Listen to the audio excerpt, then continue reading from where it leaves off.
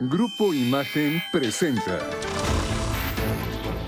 Cumbre 23, BBVA Sostenibilidad, presentado por Jack. Kio presenta.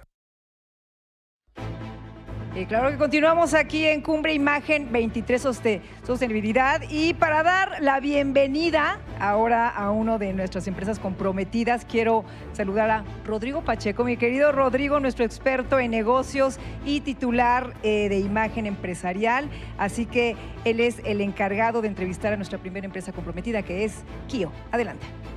Gracias, querida Moni, y la verdad es que estoy muy emocionado porque pues todo lo que hacemos naturalmente hoy sentados aquí pasa y está intermediado por la tecnología, y uno diría, ¿y eso qué tiene que ver con la sostenibilidad?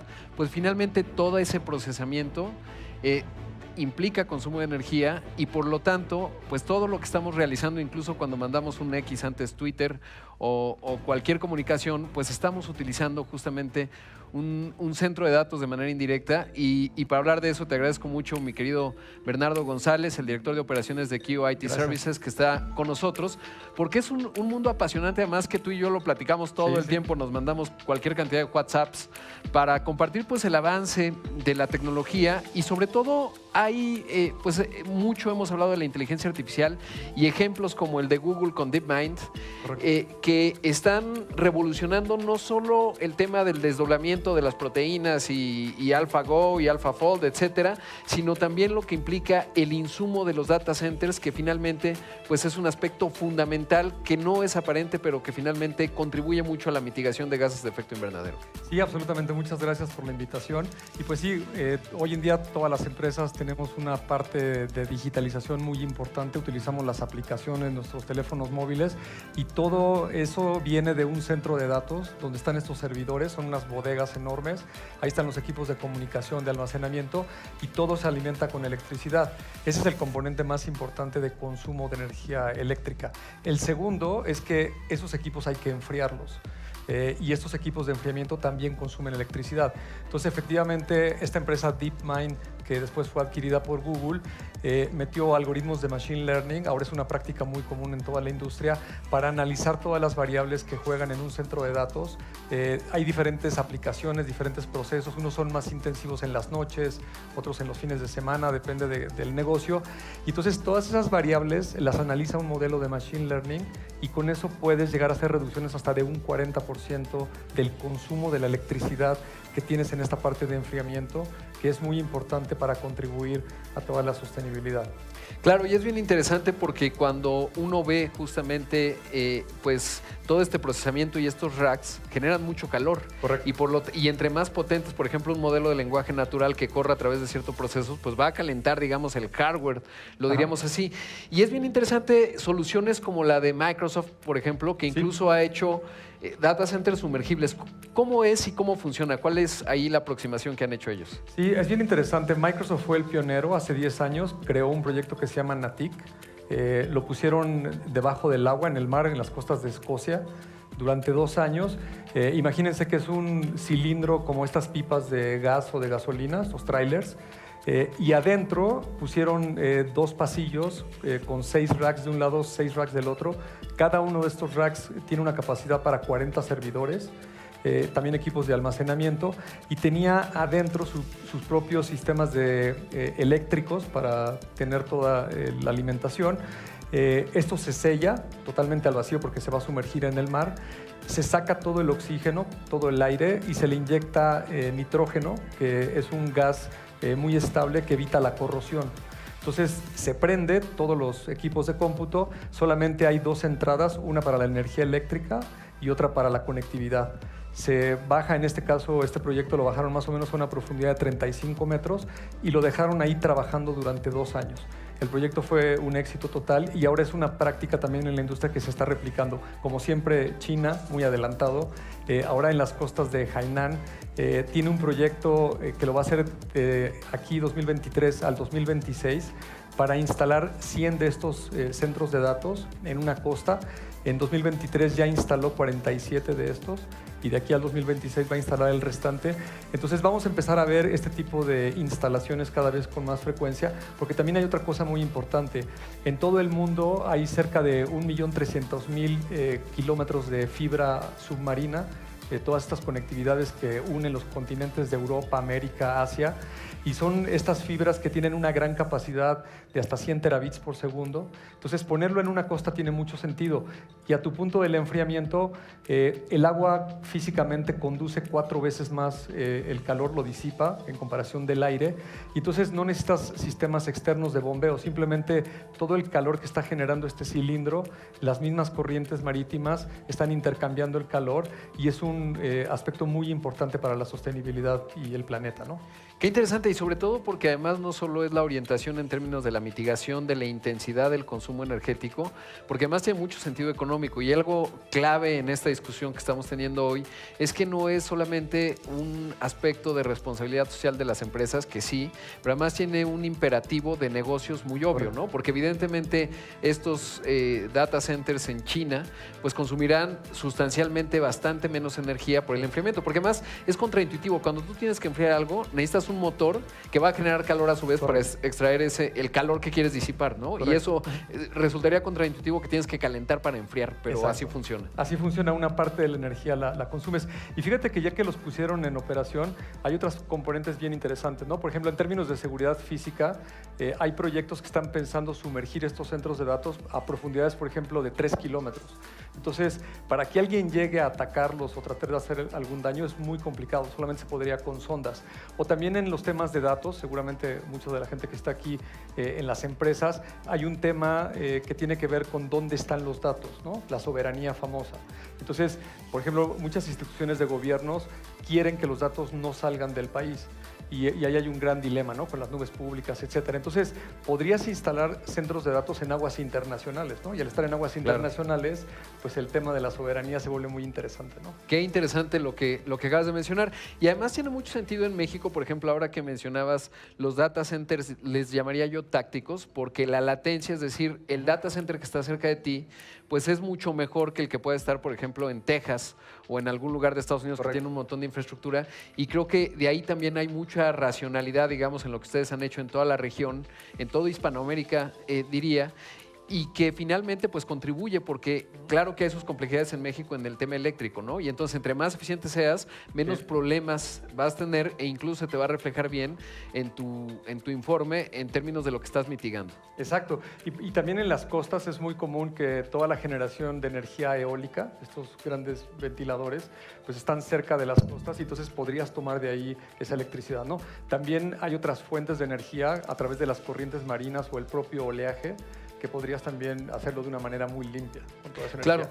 Y luego el otro aspecto que, digamos, cuando yo veo estas proyecciones, lo que hace un momento decían Fer y Pascal, en cuanto al verano más caliente que ha vivido la Tierra en los últimos años, y que el objetivo era que el calentamiento global no se incrementara la temperatura hasta 1.5 grados centígrados de aquí a 2050. Sí. Ya vamos mal, ¿no? Probablemente vamos a llegar ahí en 2027. Y eso me hace pensar que tendrá que ser la innovación. Y estas nuevas técnicas de cómputo, lo platicamos ahorita, AlphaFold, ¿no? Que es de DeepMind, que desentraña, digamos, desdobla las proteínas, pues probablemente va a llegar por ahí, por la innovación en términos del secuestro de carbono, alguna tecnología que nos permita corregir esta tendencia, pues que es peligrosa para el mundo. Sí, absolutamente. Hay grandes avances en todos esos aspectos. 2023, sin lugar a dudas, es el año donde vemos inteligencia artificial. Finalmente, todos los ciudadanos de a pie, de todas las empresas, lo podemos empezar a utilizar. Y pues hay que aplicarlo en términos de innovación muy importante. Y que además es bien interesante porque de repente se sataniza a los hidrocarburos. Hoy, por ejemplo, Exxon hizo una compra enorme, $60,000 millones de una empresa que se llama Pioneer, que está en Shale, en Shale, en Texas, básicamente, porque los hidrocarburos pues, forman parte de plásticos, en fin, de un montón de procesos no aparentes que van a seguir estando con nosotros. ¿Qué hay con respecto al oil and gas vinculado a la tecnología? Fíjate que hay una empresa súper interesante que se llama Crusoe, y tienen ellos más o menos unos 5 años con un proyecto. Las empresas que extraen petróleo o gas típicamente extraen 3 cosas: el petróleo, mucha agua y gas natural. El gas natural es lo más difícil de manejar, lo tendrían en el sitio que almacenar y luego ver cómo transportarlo. Y como sale una cantidad muy grande de gas natural, típicamente lo que hacen es quemarlo a la atmósfera. Cualquiera de nosotros ha visto estos pozos de extracción que tienen unas chimeneas enormes y las 24 horas del día tienen una flama. Lo que están haciendo es quemar el gas, que no lo pueden trasladar o vender. Entonces esta compañía, en estos data centers como los que también tiene Kio, que es un contenedor, son data centers móviles, los llevan al pozo de extracción, que son lugares típicamente apartados. Precisamente Exxon participó en el piloto con Crusoe en Dakota del Norte y pusieron ahí 6 contenedores con racks con servidores. El caso de negocio era para minar criptomonedas y blockchain, y le dijeron a la compañía de extracción de petróleo: en vez de que estés quemando el gas a la atmósfera que está contaminando, déjame tomar el gas y con ese gas yo alimento las plantas eléctricas. Las plantas eléctricas, como las de cualquier empresa, típicamente funcionan con diésel. Cuando se va la luz, esas máquinas arrancan automáticamente. Entonces hicieron ellos una adaptación a sus máquinas, entra este gas, lo están aprovechando, ya se deja de quemar y el centro de datos se alimenta eléctricamente para todos los servidores y también para el enfriamiento, ¿no? Porque están típicamente en zonas desérticas donde típicamente hay petróleo. Entonces se cierra el círculo completo, ¿no? Estás utilizando energía entre comillas gratis que se iba a desperdiciar, estás dejando de contaminar y por otro lado estás haciendo mucho procesamiento. Inteligencia artificial es otro sector que se está aplicando mucho con toda esta tecnología y también el concepto de la nube. Esta empresa le ha ido muy bien y ya tiene varios pilotos en diferentes pozos petroleros donde está ofreciendo todos estos servicios. Hay una página con la cual tú puedes rentar un servidor virtual o un storage o algo, y ese servidor físicamente está en un contenedor en alguna parte del desierto pegado a un pozo petrolero utilizando este gas natural. Pues ojalá, voy a soñar, pero ojalá un día hubiese uno de estos en la sonda de Campecho, en algún campo, ¿no? En la cuenca de Burgos, acá de Pemex, pero bueno, antes hay que pagar un montón de deudas, que no es un asunto sencillo, pero que sin duda es clave, digamos, estas soluciones que finalmente pues lidian con la realidad de, por ejemplo, en este caso de los hidrocarburos y de lo que tenemos que hacer en términos de innovación para lograr pues atajar este gran problema que hoy está teniendo el planeta, alineado obviamente con un racional de negocios, porque de otra forma esto no va a tener ningún resultado. Bernardo, siempre es un gusto conversar contigo, siempre una charla muy interesante y sobre todo ángulos que nos dan luz de cara a lo que puede ser una solución a uno de los problemas más formidables que vive la humanidad. Muchas gracias. No, al contrario, y déjame decirte un dato que se me pasó. Todo Kio, todos nuestros centros de datos que están en más de 6 países, el 85% de la energía que consumimos proviene de energías limpias. Entonces es un dato también muy importante y muchas gracias por la invitación. Al contrario, es un gran dato, sobre todo por lo que acompaña a América Latina en la tecnología y a Hispanoamérica, porque también es España. Así que interesante, muchísimas gracias. Y vamos a un corte, mi querida Moni. Gracias, querido. Bueno, ¿qué les puedo decir? Gracias a nuestros amigos de Kio, porque siempre están comprometidos con esta innovación al servicio del planeta. Y antes de ir a una pausa, quiero que ustedes vean, y las cámaras, por favor, que me ayuden a tomar todo este foro y lo más importante que tenemos aquí, un elemento. ¿Ya se dieron cuenta? Pues es el cartón, que es uno de los materiales más reciclables del planeta. Es el elemento principal con el que se levantó esta maravillosa instalación con la que recibimos a todos nuestros invitados, porque desde luego podemos innovar. Así que no se vayan porque regresamos después de esta pausa.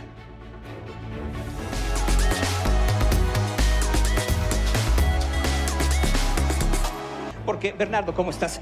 Realmente ver la manera en la que pues, te apasiona el tema de las energías limpias, de cómo encontrar soluciones energéticas que se han dado en los últimos años, que estás en tu elemento. Sí, absolutamente. Pues mira, es el negocio principal de Kio, todos los centros de datos y la administración de las infraestructuras, los servicios, y afortunadamente la tecnología siempre tiene elementos que te permiten hacer innovación y en este caso pues ayudar a este problema tan grave que tenemos todos en el planeta con la sostenibilidad. Pero además, Bernardo, si hay un enorme desafío, por ejemplo, en estos centros de datos sumergibles, en donde tienes que pasar cualquier tipo de contingencia y tienes que preservar pues la información de tus clientes. Sí, absolutamente. Fíjate que este proyecto que comenté con Rodrigo tiene un componente de planeación muy importante porque te imaginarás que una vez que lo sumerges, pues nadie puede tener acceso a los servidores, ni a reparar nada, ni instalar algo que está olvidado.